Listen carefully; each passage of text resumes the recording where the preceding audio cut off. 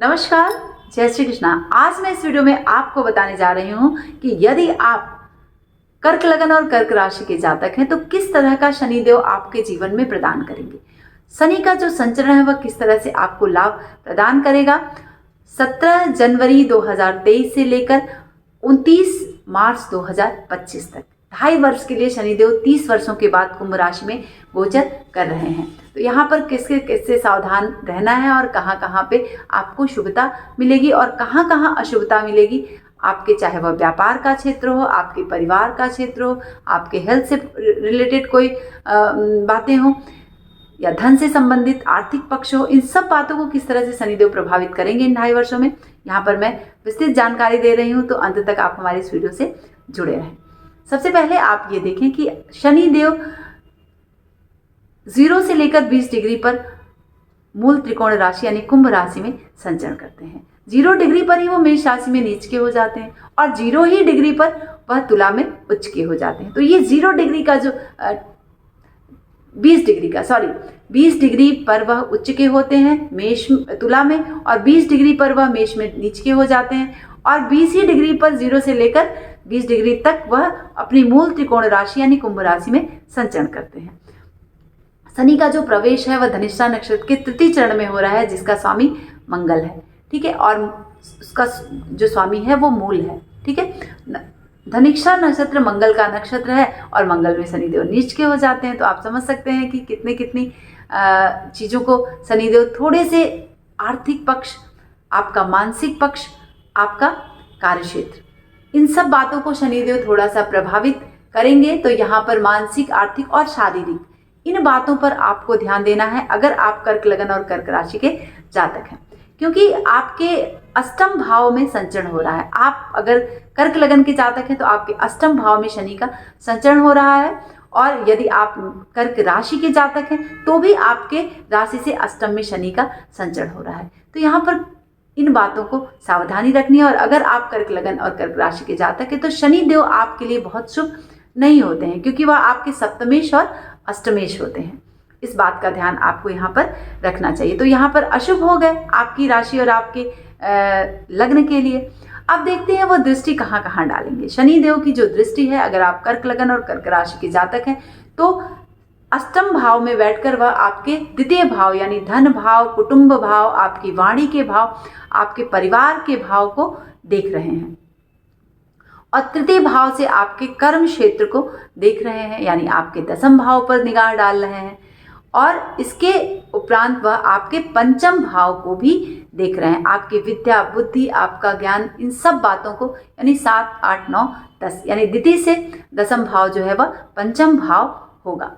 तो मंगल की राशि, वहाँ सब राशियां मंगल की ही हैं, और वृश्चिक, मेष और सिंह राशि पर उनकी दृष्टि बनी हुई, चाहे आप किसी भी लग्न और किसी भी राशि के जातक हैं। लेकिन अगर आप कर्क राशि के जातक हैं, कर्क लगन के जातक हैं, तो वह आपके धन भाव को, आपके विद्या, बुद्धि, संतान, रोमांस और आपके कर्म क्षेत्र को प्रभावित करेंगे, ठीक है। तो आपको यहाँ पर मैं बता दूं कि शारीरिक, मानसिक और आर्थिक, ये तीनों पक्ष आपका यहाँ पर नुकसान थोड़ा बहुत दृष्टि डालकर करा सकते हैं। अब आप देखें कि अष्टम भाव में, अगर चाहे वह आपकी जन्मपत्री में शुभ अवस्था में बैठे हैं या फिर अशुभ अवस्था में बैठे हैं, लेकिन अगर इस स्थान से गोचर कर रहे हैं, संचरण कर रहे हैं, तो आपकी नौकरी पर ग्रहण लगा सकते हैं। थोड़ा सा ध्यान देने की ज़रूरत है। नौकरी हो सकता है छूट जाए, व्यवसाय की संभावना की तरफ आप आगे बढ़ें। अगर आप पहले से किसी लीगल मैटर में उलझे हुए हैं या वो आपके अनुकूल नहीं है तो कारावास की स्थिति बन सकती है, ठीक है। आपके निलंबित होने की स्थिति बना सकते हैं, इस तरह की संभावनाएं क्रिएट कर सकते हैं।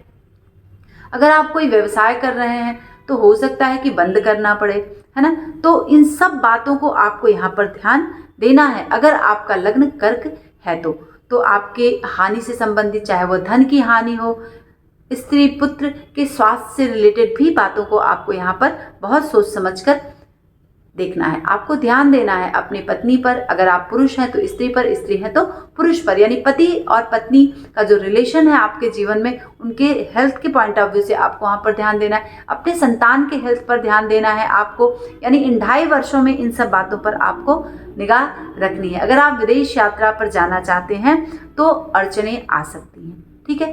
कामों में असफलता दिख सकती है और अदालती निर्णय जो है इन 2.5 वर्षों में वह आपके विरुद्ध जा सकता है। तो इसीलिए आपको विशेष ध्यान देना है अगर आप कर्क लगन और कर्क राशि के जातक हैं। लोगों की निंदा आपको नहीं करनी, आपकी निंदा लोग करेंगे, इस पर आपको बिल्कुल से ध्यान नहीं देना है, ठीक है। तो इस तरह से आपके शारीरिक पक्ष को भी यहाँ पर परेशान करेंगे, आपके आर्थिक पक्ष को भी और आपके मानसिक पक्ष को भी शनिदेव प्रभावित करेंगे, जिसको लेकर आपका मन जो है विरक्ति की तरफ जा सकता है। कभी कभी आप ऐसा सोचेंगे कि सब कुछ छोड़ के हम कहीं चले जाएं और वैराग्य ले लें। इस तरह की भी मनोभावना, मनोविचार आपके मन में आएंगे, क्योंकि वह आपकी पंचम दृष्टि पर भी निगाह डालना है। तो नैराश्य एक जीवन आपको देंगे, यहाँ पर आपको बहुत सावधान रहना है। तो यहाँ पर मैं बता दूं कि मेरा भी कर्क लगन है, तो मुझे भी सावधानी बरतनी है, ठीक है। तो इस बात का आपको ध्यान देना है।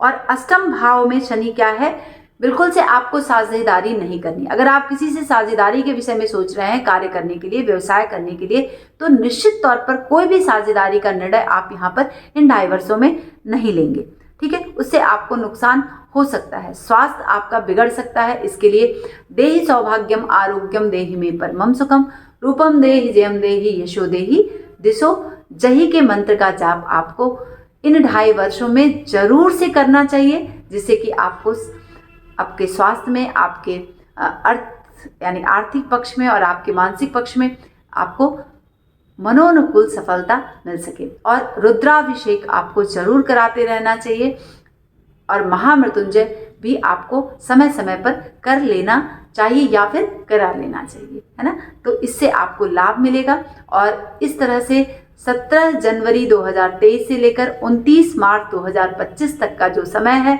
उसमें बहुत पीस और सावधानी से आपको रहना चाहिए। और अगर आप बहुत सावधानी बरतते हैं तो निश्चित तौर पर शनि पर विजय प्राप्त की जा सकती है, ठीक है। और हनुमान दर्शन करते रहें निरंतर, जिससे कि हनुमान जी की कृपा आप पर रहे और उससे आपको लाभ मिल सके।